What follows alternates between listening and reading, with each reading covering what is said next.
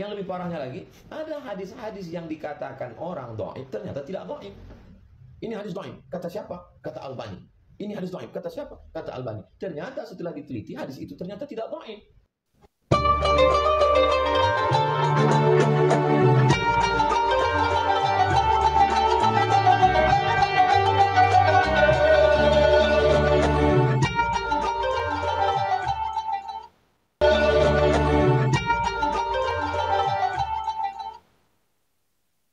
Assalamualaikum warahmatullahi wabarakatuh. Bismillahirrahmanirrahim. Alhamdulillahirabbil wabihi nasta'in wa ala umuri dunya waddin. Assalatu wassalamu ala asyrofil anbiya wal mursalin sayyidina Muhammadin wa ala alihi wa sahbihi ajmain. Amma ba'du.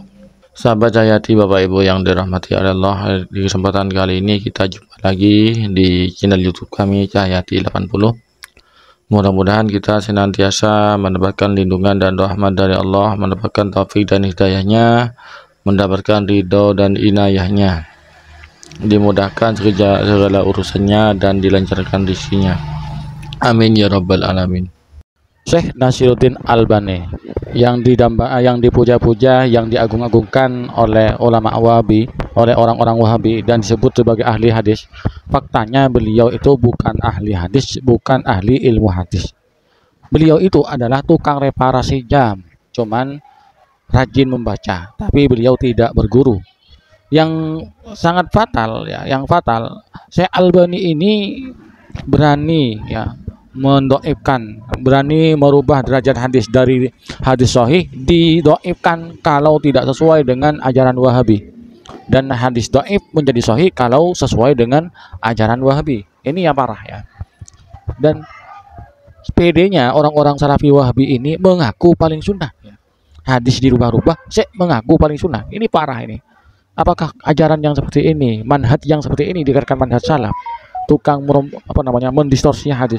Jangankan kitabnya ulama, hadis pun dirubah-rubah dari dhaif menjadi hasan, menjadi sahih, sahih menjadi dhaif.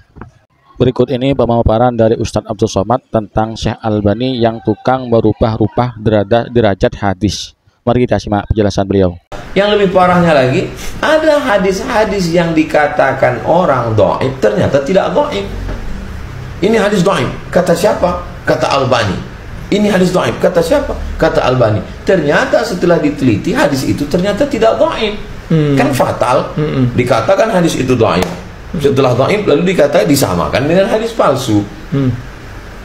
Qultu hadza hadisun sahih, kata Syekh Mahmud Said Mamduh.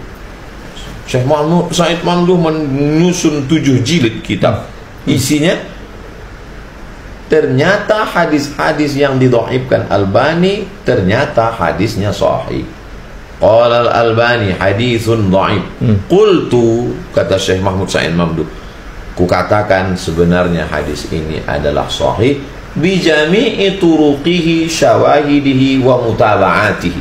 Syekh Albani meneliti satu sanadnya lalu dia katakan dhaif dari satu sanad. Padahal hadis itu jalur periwayatannya boleh jadi dari satu jalur dhaif, tapi dari jalur ini, jalur ini, jalur ini, jalur ini. Makanya ada istilah irtaqat darajatuhu minal haditsis dhaif ila haditsil hasan. Contoh tentang mengangkat tangan.